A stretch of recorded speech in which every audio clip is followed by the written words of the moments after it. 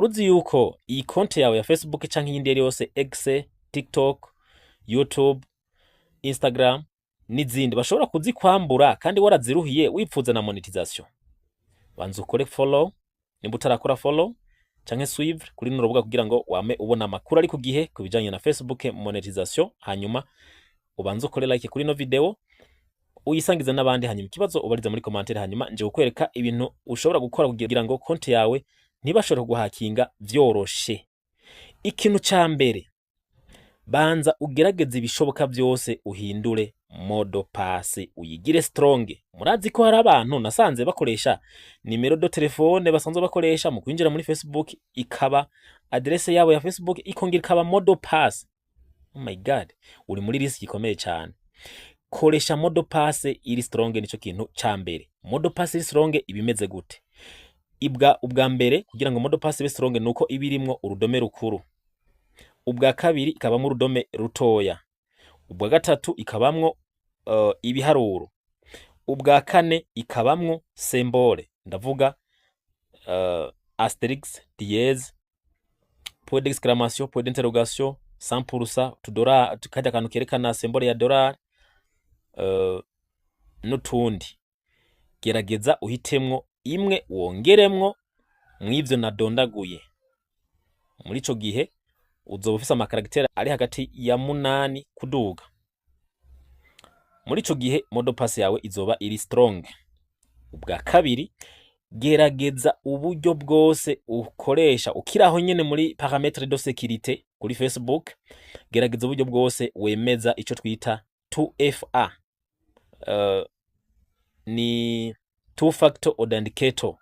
Two factor authenticator ni kwemeza Facebook yawe ugayihuza mu gihe wayihuje na Gmail yawe, ugaca wemeza ko mu kugira wiconnecte ko bazoguhereza message canke notification kuri Gmail yawe. Ntiraha nyene kuri Gmail. Uziko hari umuntu yashingiye intahe nagerageje kurondera ubutumwa bwiwe yari karanyagisha kubera ko ama message ari menshi ntabwo nabashoboye kubona byihuse, ariko niba ari karumvira ino video aze kugira comment agire ico abwiye abandi. Uziko uwo muntu yambwiye ko bamubwiye ko yagira ronke monetization mugabo kubera atarahuza Gmail yiwe na Facebook yiwe ko bidakunda. Gmail rero umva ko ari ikintu gikomeye cyane. Gerageza uhuze Gmail yawe na Facebook account yawe. Ushobora kandi guhuza tukiranye kuri 2FA, two factor authenticator. Ushobora guhuza nimero do telefone yawe na Facebook yawe kugira ngo igihe cyose wiconnecte ahandi hantu canke kuri ordinateur baguhereze ubutumwa bwo kwemeza kari wewe kuri telefone buze nka message. Cyo gihe urumva ko tumaze gukora ibintu bishaka kuri bitatu.